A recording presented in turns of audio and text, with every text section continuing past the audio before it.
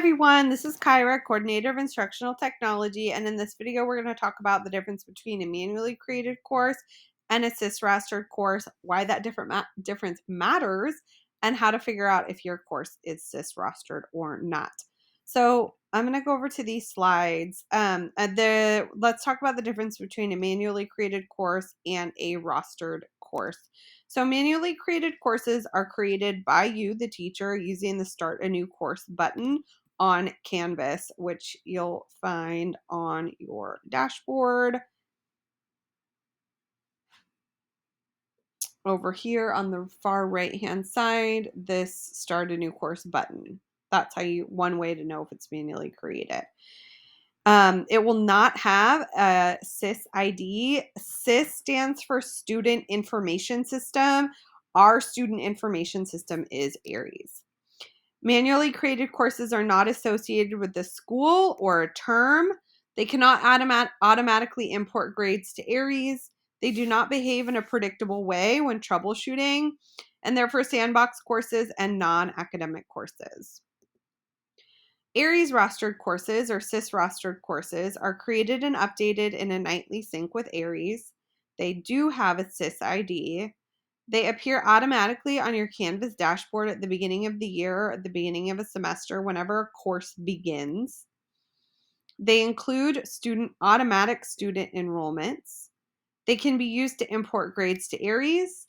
They behave in a predictable way when troubleshooting, and they're for teaching your academic courses.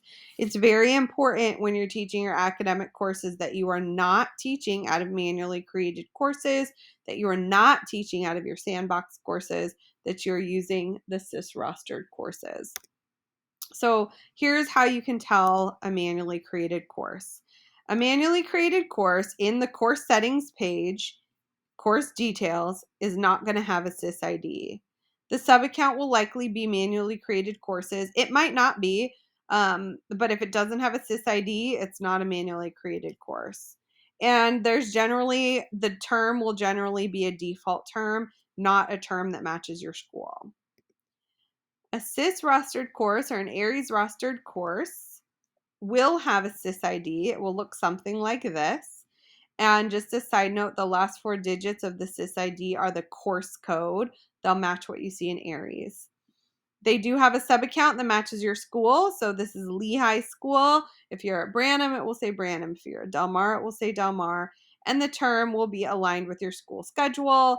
This one is Lehigh School year. Yours might be Lehigh School fall or spring if you teach only a semester-long course.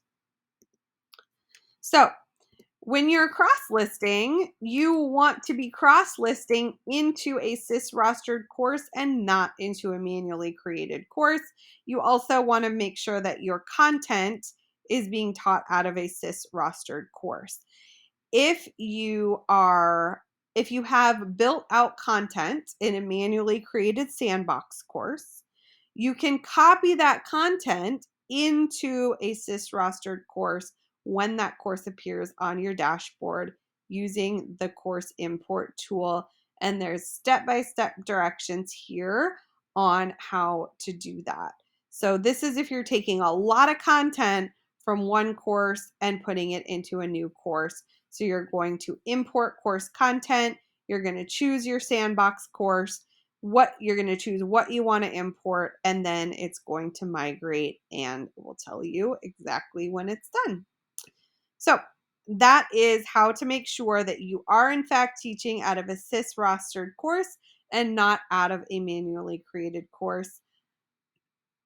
If you want even more information about this, you can watch this five minutes of this video that goes into even more detail and why this matters.